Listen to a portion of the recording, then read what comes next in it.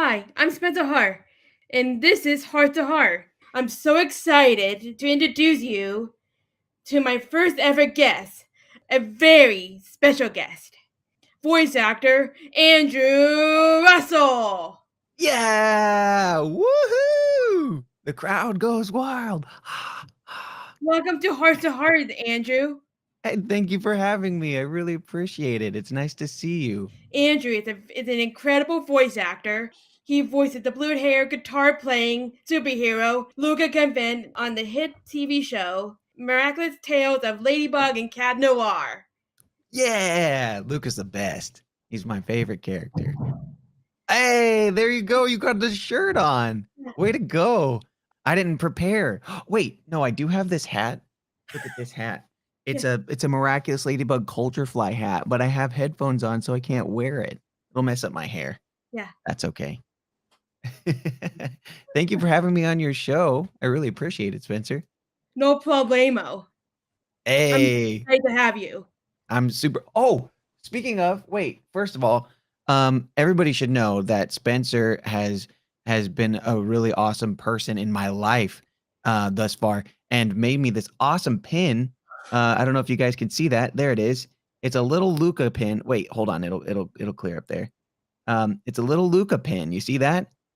And I keep this pin close to my side, right over here. I have a little Luca shrine with little trinkets that people have given me over the years of my favorite things, and that's one of them, and I keep it close by. That's so awesome. Yeah, I love it. If you haven't seen the show, if you haven't seen the show yet, you're really missing out.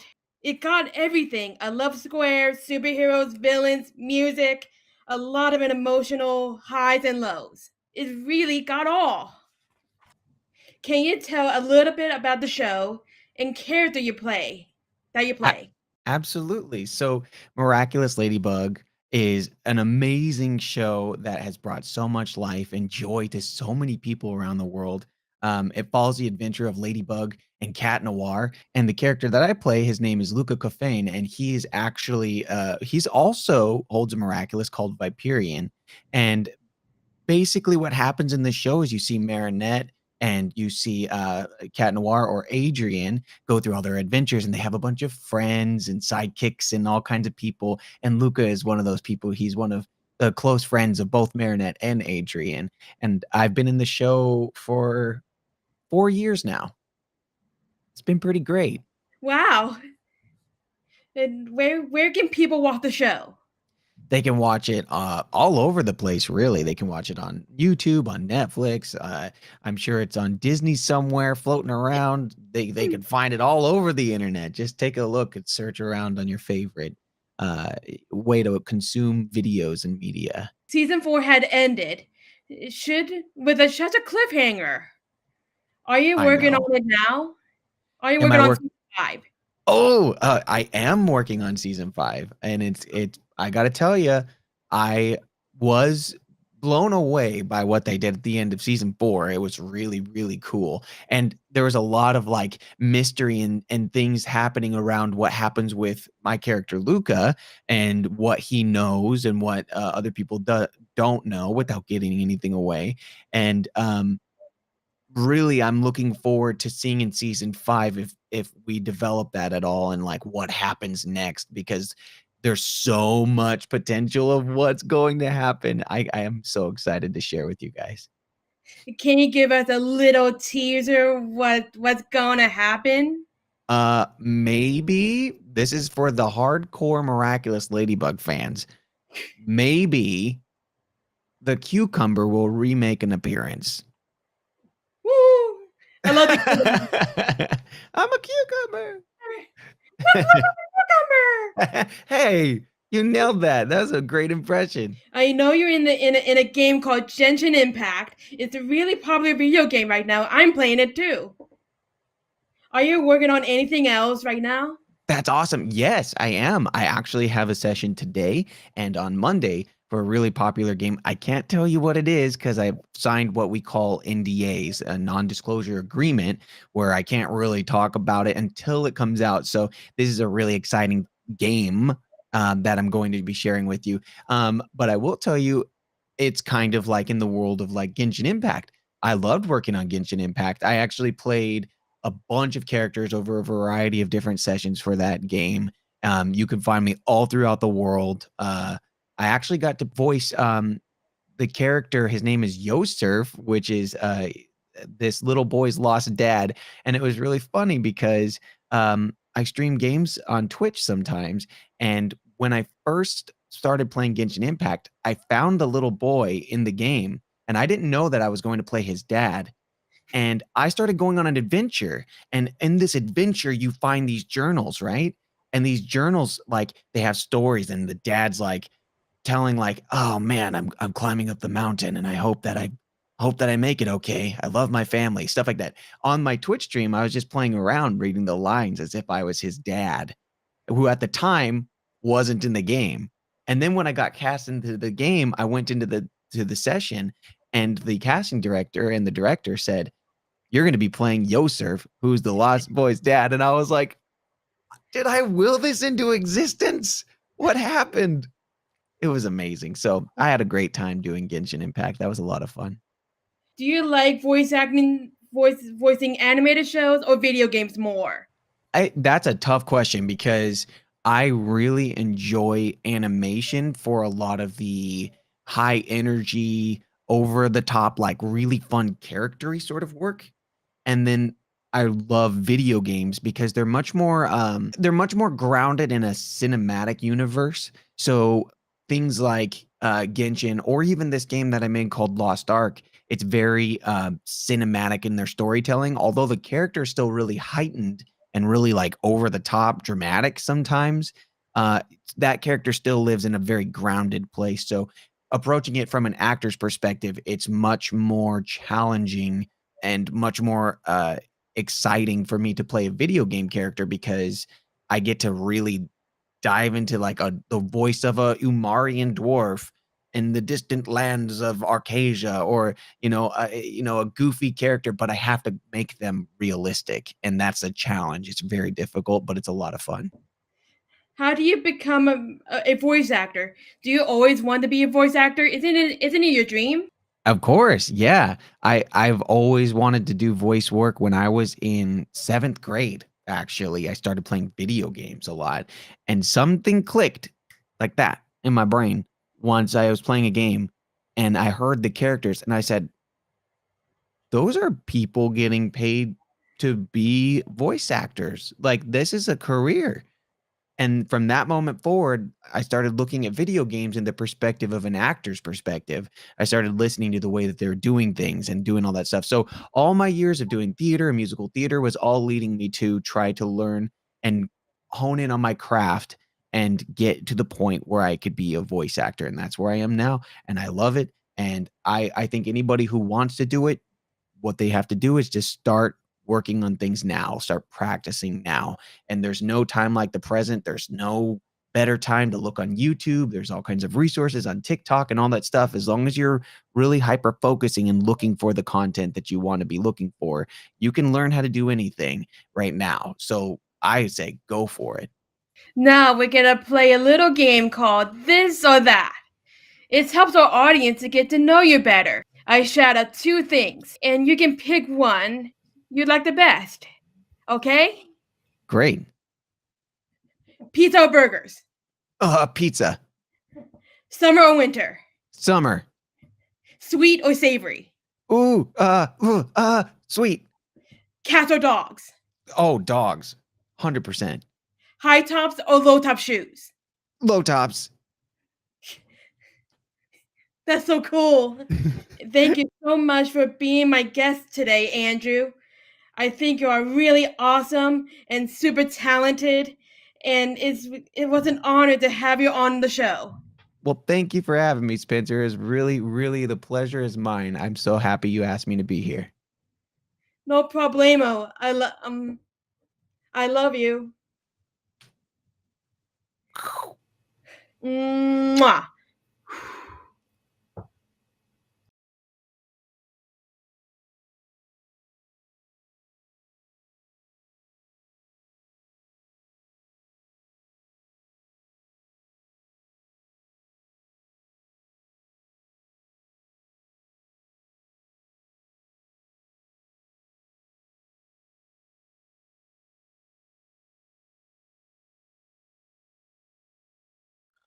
Hi, my name is Chris Tenney. I am an actor and stand-up comic. I've been in dozens of commercials, a few films, and I've performed at a few comedy clubs in Southern California. Oh, and I am also autistic. Now, I love going to professional car shows because, in addition to seeing all the new models before they hit the showroom floor, there's also the concept cars you don't get to see anywhere else. And those are some real nice ones. But I also like going to the amateur ones where they bring their pristine classics or their rat rods or even sometimes their scratch-built customs.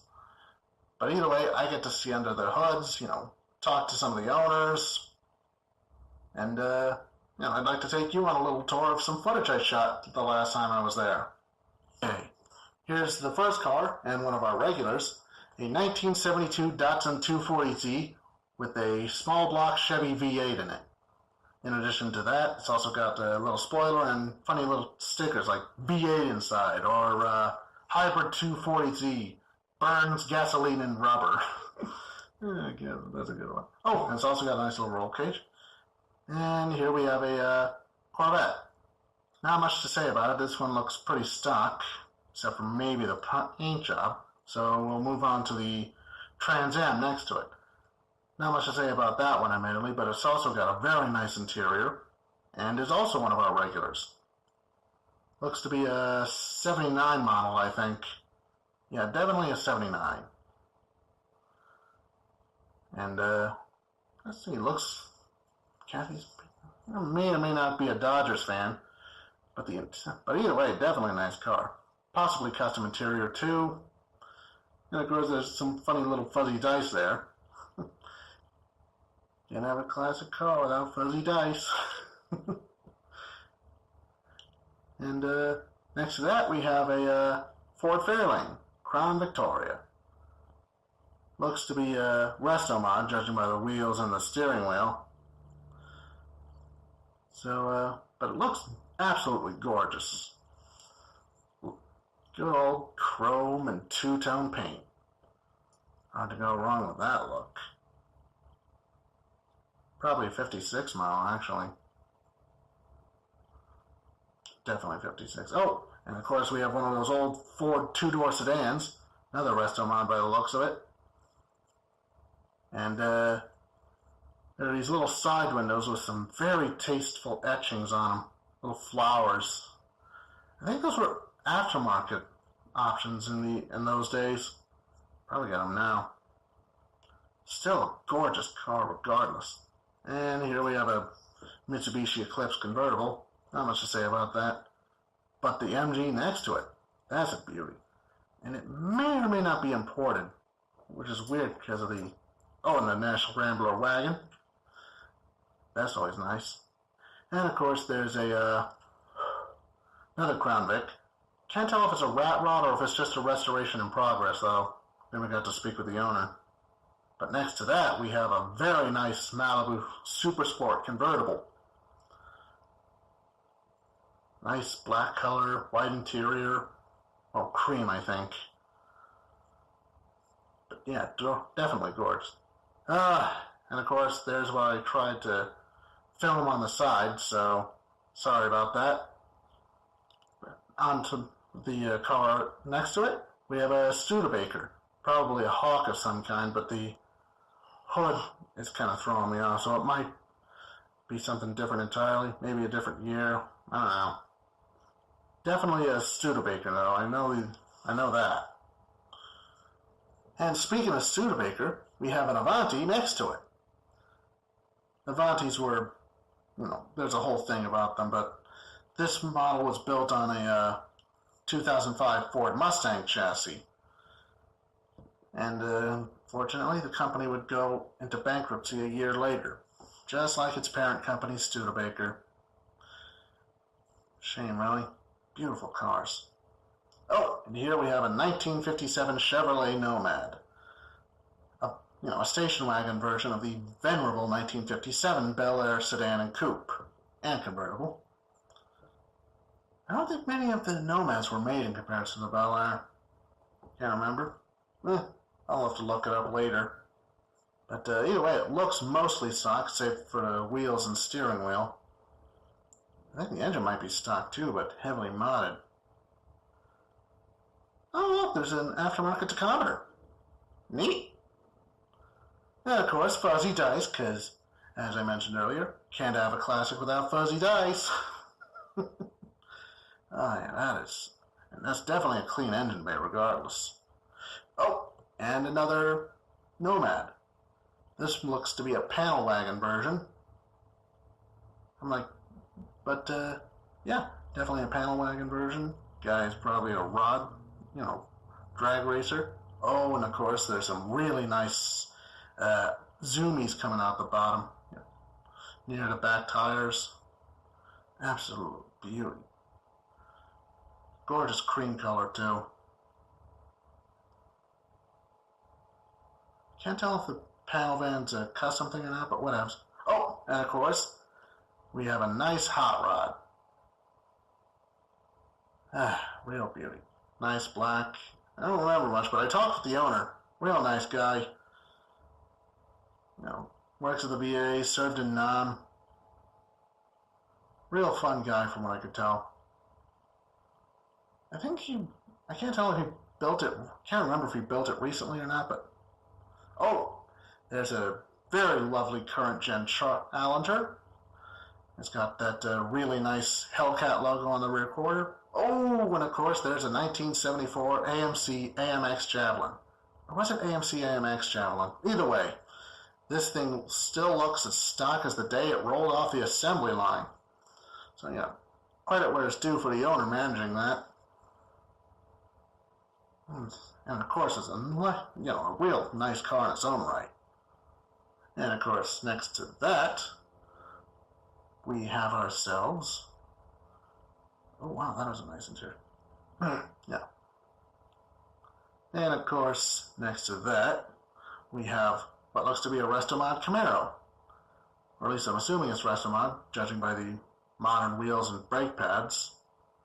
But yeah, actually I'm pretty sure that's a Restomod. Real beauty. I can't tell what that shade of blue is though, but I like it. What does that mean, Restomod? Oh, Restomod is basically where you restore a car with a number of modern components. New brakes. Oh, and here we have here we have a Mustang Fastback. Most likely a regular Mustang, but it could be a GT350. But definitely a beauty either way. Got that nice bullet green, but it's not exactly the bullet Mustang. Not the right wheels. And it's got the Shelby stripes on it. Real beauty. Oh, and speaking of Shelby, it's got one or two stickers regarding him. Carroll Shelby. And when you say bullet Mustang, what do you mean? Oh, the Mustang from the movie Bullet. That certain green. Oh, there's a T-bucket hot rod. T-buckets are basically built from Model Ts. They're whole replicas now. And I'm pretty sure that's like a replica, considering they ever made the Model T in 80, 90, maybe even 100 years? But it's always possible that might have been passed down through the family, but I'm willing to bet it's most likely a replica. Oh, and of course, here we have a 1957 Ford Thunderbird. Pretty much everything is stock. Not a single ounce of new stuff except for the interior, but even then, that's that's a factory color, at least according to the owner. I got to talk with him. He managed to do a good job with this one. Even the vintage radio and radio antenna works, which is pretty much awesome in itself, because I don't think that is easy at all. And that's the end of that particular tour. I hope you enjoyed seeing cars old and new, and I hope I sparked an interest for you. Here's to hope, and I'll see you at the next show.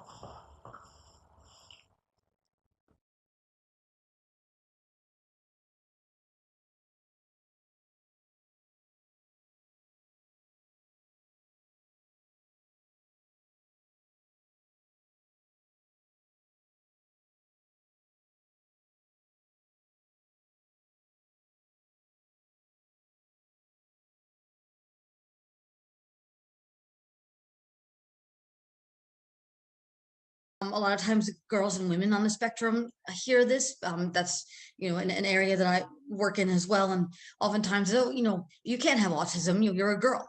And again, that is just out of the diagnostic ratio of 4-to-1, with more boys than girls being diagnosed. Hey everyone, my name is Dr. Kerry Magro, professional speaker and author. I have autism and also have dysgraphia, and this is Stories from the Spectrum, and I am here with a very, very special guest. She's also a dear friend. Her name is Amy Gravino. And Amy, why don't you just tell us a little bit about yourself as we're kicking off today? Sure, Kerry. Hi, everyone. My name is Amy Gravino, as Kerry said, and I am a relationship coach in the Rutgers Center for Adult Autism Services and an autism sexuality advocate and professional public speaker. What are some things, and maybe like if you could give me like 4 or 5 things that you shouldn't say to somebody who's on the autism spectrum based on your experiences? Sure. So, there's been so many things that have been said to me over the years that I wish people would not say, and things I hear people say to autistic individuals, whether it's their child or their student, that, people oftentimes have their hearts in the right places, but their mouths are in the wrong places. And a lot of it, I think, ties into the expectations that we have or don't have for people on the spectrum. So, saying to someone, oh, you're so smart, I would never know that you had autism until you said something. That's something that's been said to me, and that's not helpful, because I'm harder on myself than anybody, of course, but it makes me feel like I should be able to do things that either I can't necessarily do or that I need to learn how to do, and then I feel frustrated that I can't do those things, and then I feel afraid I'm going to let everybody down. Also, you're autistic, you're not capable of empathy. And that's something that was written about me as a child. It was written by a mental health professional, saying, Amy does not understand empathy, and has no sense of humor. And I was 9 years old when these things were written about me. I was 9. I was a child, and this person decided this about me.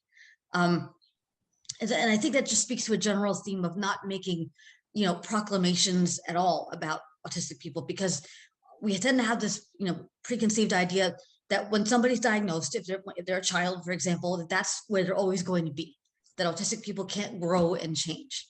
And that's not true. It's simply not true. So, and for many mental health professionals, they are informing parents' perceptions of their children.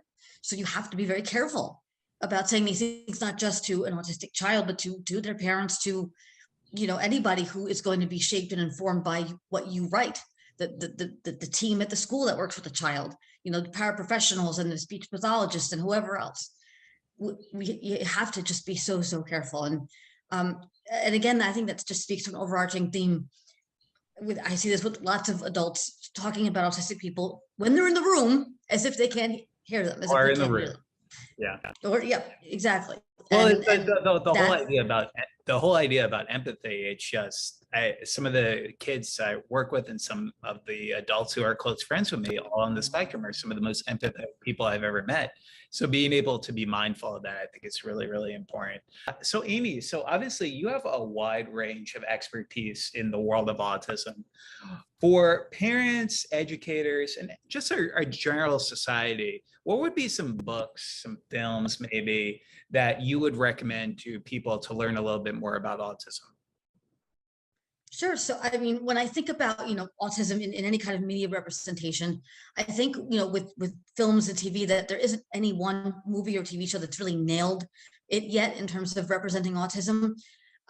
We are starting to see a shift, I think, a little bit in some depictions. We have, as Kerry can tell you, Love on the Spectrum is coming out, the US version. It was originally in Australia.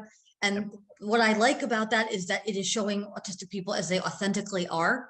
This is, we know that there is an element of scripting to some reality TV shows, but autistic people are genuine people, I think, by and large. And so we're getting something that's very refreshing, and that is people representing themselves and being, who they are, barring any editing, shenanigans. But like The Bachelor. in terms of fictional, yeah, exactly. But in terms of fictional depictions, I don't think I've yet seen one that like totally nails it. There was that show, Everything Is Going to Be All Right. I heard a lot of, right? Is that the one? I heard a lot of good things about that. Yeah, Everything's Going to Be Okay on Freeform. Everything's Going to Be Okay. That's it. I like that. Yeah, that got canceled, I heard. So I Yeah. heard positive things about that. But you know, in the books, there's a lot of books that are written by people on the spectrum, which is like a really great thing. I think, you know, there's so many books you can read about autism, but you get something really different and really raw and authentic when you read books that are written by autistic people. Leanne Holiday Wiley's Pretending to Be Normal is a seminal book. It's absolutely outstanding. Temple Grandin, Thinking in Pictures, was one of the first, I think, that came out written by folks on the spectrum. And it is, you know, again, she is a product of her time, Temple, and the world has changed, you know, since that came out, certainly. But Sure. and then of course, Kerry, you've put out books that, you know, I know have been really helpful to a lot of people. And I myself am, you know, currently authoring a book. Yeah, no, I was gonna called say, The Naughty Audie. Yeah, The Naughty Audie. Yeah. I'm so excited to read that book whenever it does come out, because it's, you know, I often talk about relationships, but what I think you've hit the nail on the head on, which a lot of experts really just don't even want to talk about, is sexuality. And I think you've kind of championed that cause within our autism community. So I'm really excited to hear what you think about that topic specifically. Some great recommendations. Temple Grandin's Thinking in Pictures was kind of one of the first ones I also read when I was 19 and trying to disclose to more people about my autism diagnosis. So obviously we have the Temple Grandins of the world that we can follow. Who are some other autism advocates that you currently follow in the community who either inspire, educate, just all of the above, really? Well, there's a lot of amazing advocates out there, both who are on and off the spectrum. And of course, immediately one that comes to mind is my dear friend, Dr. Peter Gerhardt, who is an amazing man. He is not autistic, but he has been working with autistic adults for over 30 years.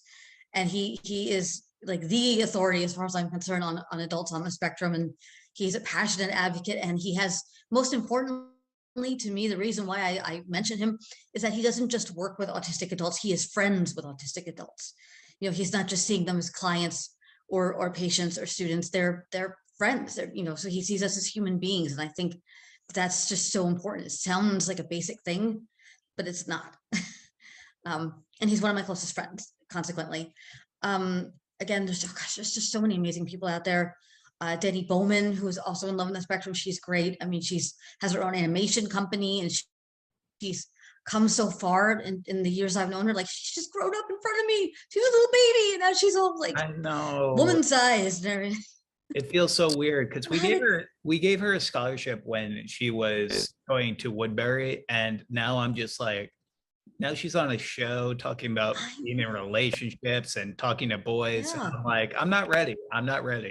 How can people learn more about you and your journey, and what would you like people to know about you? Oh gosh, so I guess, you know, because when I give presentations mainly on autism and sexuality, that's kind of my dedicated special area of interest and research, but I present on other topics as well, you know, growing up on the spectrum, entering into adulthood with autism. And I always try to emphasize the fact that this is a journey, and that as far as I've come, I am still learning. I dislike the word expert very strongly for this reason, because to me, expert is a static word that confers with it an authority that cannot be challenged. So I like the word specialist more, because we're learning so much all the time about sexuality. We're learning so much all the time about autism. So I don't think any one person is a true expert in that authoritative, you know, sense. And so I don't have all the answers, and I want people to know that no one person does have all the answers. Right. And so that the most powerful thing that I can say to any client I work with or anything is, I don't know. I don't know the answer to that, but let's find out together. Right. That's what it's all about. It's about growing and learning together, and all of us being on a journey in this way. I love that. And to help those who are walking the path I was once on. So. Well, And it's also very humbling when you can say, like, I don't know all the answers, and you don't pretend to know all the answers, because I know many experts in the community who really think of themselves in that way. And, oh yeah, it's not doing justice for the community. And we like to No. talk about autism and authenticity a lot. Let's just make sure that we're trying to do that.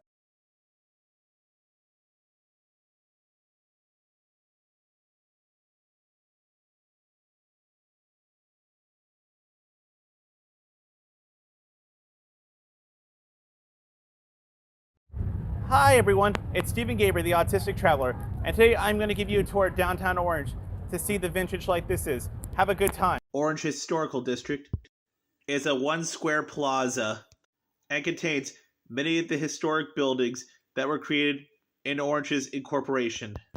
Orange is a vibrant commercial district that contains the original bank and oldest operation soda fountain. This historic district was placed on the National Register of Historic Districts in 1997 and is the largest National Register historical district in California. The city of Orange was incorporated in April 6, 1888, during the city reform area of urban planning. Orange dates back to 1869 when lawyers Andrew Chapman and Alfred Glassell accepted the land from Rancho Santiago de Santa Ana as legal fees. In the summer of 1871, Captain William Glassell drove a survey and called it Richland. Following this event, the Old Town District was found in this plaza. This town was originally called Richland and was changed to Orange in 1873. When they applied for a post office in the town, but discovered there was a town called Richland in Northern California. Legend has it that this town was named after during a poker game, but it was really based on promotional value. Oranges and other semi-crops were found in this town, which is probably why it got the name Orange. And they also were considering splitting this part into a separate part of Orange County, into 2 counties. Let me tell you why I'm visiting the antique shop so much, because it was my favorite highlight of the day.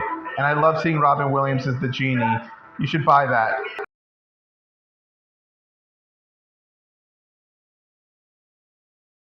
Best looking Starbucks I ever saw.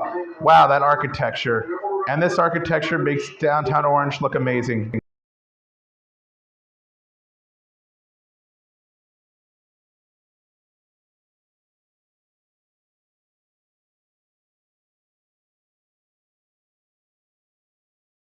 Welcome to downtown Orange. One could take the Metrolink all the way from downtown Union Station in Los Angeles to Santa Fe Depot in San Diego. Much better than driving on the 5 freeway and spending gas money. Wow, those gas prices are expensive.